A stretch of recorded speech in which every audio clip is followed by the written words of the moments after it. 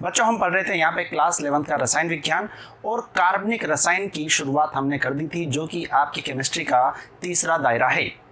पिछली क्लासेस में आपने जाना होगा कि कार्बनिक रसायन को किस तरह से पढ़ा जाएगा, ठीक है, IUPAC नाम किस तरह से लिखा जाएगा, और कुछ एक तकनीकें जो कि कार्बनिक सिद्धांतों पर आधारित है वो आपने जानी होंगी, जो कि हम चैप्टर नंबर 12 में पढ़ चुके हैं। अब आज से हम स्टार्टिंग करने वाले हैं हाइड्रोकार्बन्स के बारे में।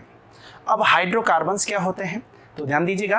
हाइड्रोकार्बन की हम बात करते हैं तो आपको नजर आ रहा होगा कि सर हाइड्रोजन और कार्बन से मिलकर के जो यौगिक बने रहेंगे उन्हें हम क्या बोलेंगे, हाइड्रोकार्बन बोलेंगे। यदि इस चैप्टर को मैं बात करता हूं तो ध्यान से समझना भाई, यदि इस चैप्टर की मैं बात करता हूं तो कुछ पार्ट में आपके सामने लिख देता हूं। जैसे कि हाइड्रोकार्बन में सबसे पहले हम अध्ययन करेंगे यहाँ पे एल्केनों के बारे में। जिसके बारे में, एल्केन।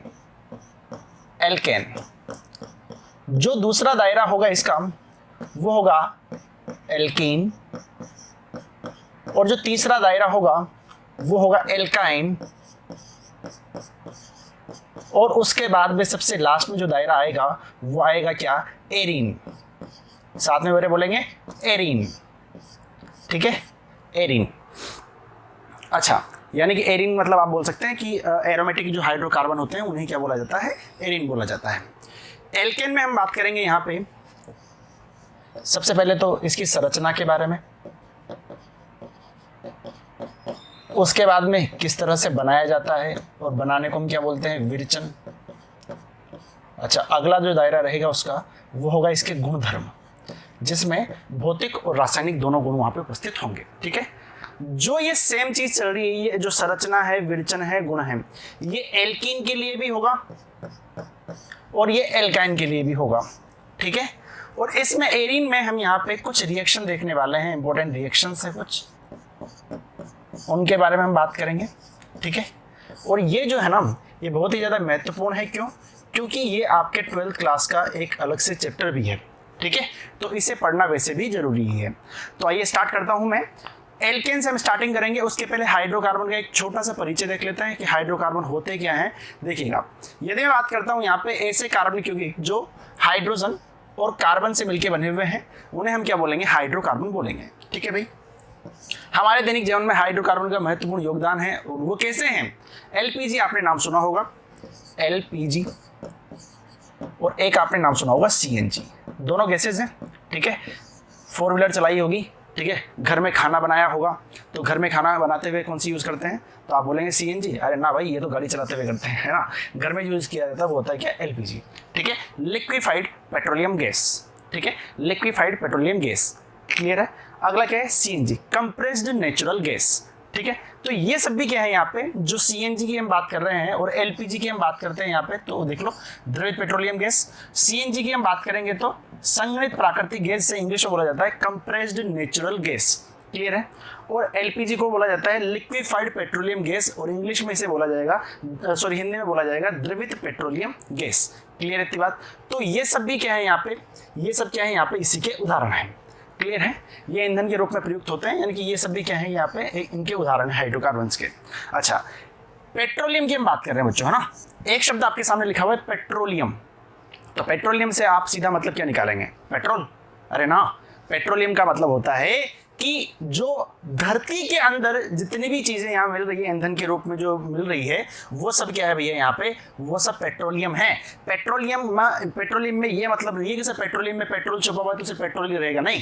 पेट्रोलियम की कैटेगरी में डीजल भी आ जाता है, पेट्रोलियम की कैटेगरी में पेट्रोल तो आएगा ही आएगा, इसी की कैटेगरी में केरोसिन भी आ जाता है, ठीक है। इन सभी को मिलाकर के क्या बोला जाता है, ये सब क्या है, पेट्रोलियम है। क्या है ये सब, पेट्रोलियम खनिज है। क्या है भाई मेरे, पेट्रोलियम है, ठीक है। तो ये सब भी यहाँ पे क्या है भैया, इसी के उदाहरण है, क्लियर है। आगे बढ़े, कोल गैसेस की मैं बात करता हूँ। कोल के भंजक आसवन से प्राप्त होता है। प्राकृतिक गैसों की यदि बात की जाए तो तेल के कुओं की खुदाई से ऊपरी सतह पर पाई जाती है। संपीड़न के पश्चात प्राप्त गैसों को संपीड़ित प्राकृतिक गैस कहते हैं, जिसे हम बोलते हैं यहाँ पे क्या, CNG, क्लियर है। LPG तथा केरोसिन का उपयोग, अभी यहाँ पे सिर्फ उपयोग बता रहा हूँ मैं, है ना। इनका उपयोग कहाँ पे किया जाता है, घरेलू ईंधन के रूप में, यानी कि जो सिलेंडर में गैस डलती है LPG गैस, उसके रूप में अध्ययन किया जाता है इस पे, ठीक है, उपयोग किया जाता है। पेट्रोल तथा डीजल का उपयोग स्वचालित वाहनों, ऑटोमेटिक व्हीकल्स में इनका यूज किया जाता है। ठीक है, अगली हम बात करते हैं इसके अलावा हाइड्रोकार्बन का उपयोग कहाँ कहाँ पर है। पॉलीथीन बना रहे हैं, पॉलीस्टाइरीन बना रहे हैं, पॉलीप्रोपेन बना रहे हैं, पीवीसी बना रहे हैं, पेन बना रहे हैं, टेफ्लॉन बना रहे हैं। ये सब जितने भी मैंने यहाँ पे लिखे हुए हैं ये एक्चुअली पॉलीमर्स है यार, है ना। ये क्या है, पॉलीमर्स हैं, जो कि आपका क्लास 12th का अलग से चैप्टर होगा, वहाँ पे इनके बारे में हम जानेंगे। ठीक है, तो आपको हर क्लास में एक चीज़ नज़र आ रही होगी कि हर क्लास में मैं 12th से रिलेट करके बोल रहा हूँ चीज़ों को। क्यों? क्योंकि भाई 12th में ये सब चीज़ें काम में आने वाली है। और अभी तो सिर्फ हम आधार यहाँ पे देखेंगे, सिर्फ और सिर्फ बेस देखेंगे क्लास 11th में, उससे ज़्यादा कुछ भी नहीं है। ठीक है, अच्छा जी, उच्च अणुभार वाले हाइड्रोकार्बन का उपयोग पेंट में विलायक के रूप में, रंजक तथा औषधि के रूप में भी होता है। ये आपको ध्यान रखना है। यानी कि आज हमने क्या देखा है यहाँ पे, सिर्फ और सिर्फ उपयोग देखे हैं। ठीक है, यानी कि अभी तक जो मैंने आपको बताया है ये सिर्फ हाइड्रोकार्बन का छोटा सा परिचय है। यानी कि हाइड्रोकार्बन जो होता है उसका उपयोग कहाँ कहाँ पे किया जा रहा है। एलपीजी में किया जा रहा है, सीएनजी में किया जा रहा है, पेट्रोलियम में भी हाइड्रोकार्बन है। ठीक है, तो इस तरह से सर ये तो बहुत सारे हो गए। अब इनको कैटेगराइज करने की मुझे यहीं पे जरूरत पड़ी, यानी कि इनका वर्गीकरण एक तरीके से करने की जरूरत पड़ी। तो मैंने वर्गीकरण भी किया और वर्गीकरण आपके सामने है, आप देख सकते हैं। हाइड्रोकार्बन को मैंने क्या किया भाई, मेरे 3 भागों में यहाँ पे विभाजित कर दिया। क्या किया मैंने, 3 भागों में विभाजित कर दिया। पहला हुआ संतृप्त। क्या हुआ, संतृप्त। आपने पढ़ा होगा 2 टाइप से थे, एक तो संतृप्त बचपन से पढ़ते आ रहे हैं, और एक असंतृप्त। असंतृप्त, ठीक है, बचपन से पढ़ते आ रहे थे संतृप्त और असंतृप्त। संतृप्त में क्या आता था, तो आप बोलेंगे सर एल्केन। अच्छा, असंतृप्त में क्या आता था, एल्कीन और एल्काइन।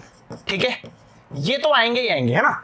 संतृप्त में एल्केन तो आएगा ही आएगा, असंतृप्त में एल्कीन एल्काइन भी आएगा। देख लो, संतृप्त में एल्केन आएगा ही आएगा, असंतृप्त में एल्कीन भी आएगा, एल्काइन भी आएगा। लेकिन बस एक छोटा सा काम करना है, इसके आगे क्या लगा दो, साइक्लो। इसके भी आगे क्या लगा दो, साइक्लो।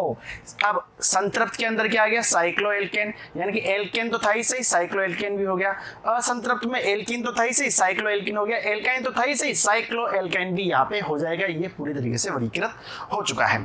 और अगला आता है कि एरोमेटिक हाइड्रोकार्बन, जो कि हमारी लास्ट क्लासेस रहेंगी, वहां पे हम एरोमेटिक हाइड्रोकार्बन के बारे में जानेंगे। ठीक है, तो अगली क्लास से हम स्टार्ट करेंगे एल्केनों के बारे में। ठीक है, कि एल्केन का विरचन, एल्केन के रासायनिक गुण, एल्केन के भौतिक गुण, ये सब क्या कहते हैं, उनका आईयूपीएसी नामकरण जो है वो भी हम एक बार देख लेंगे।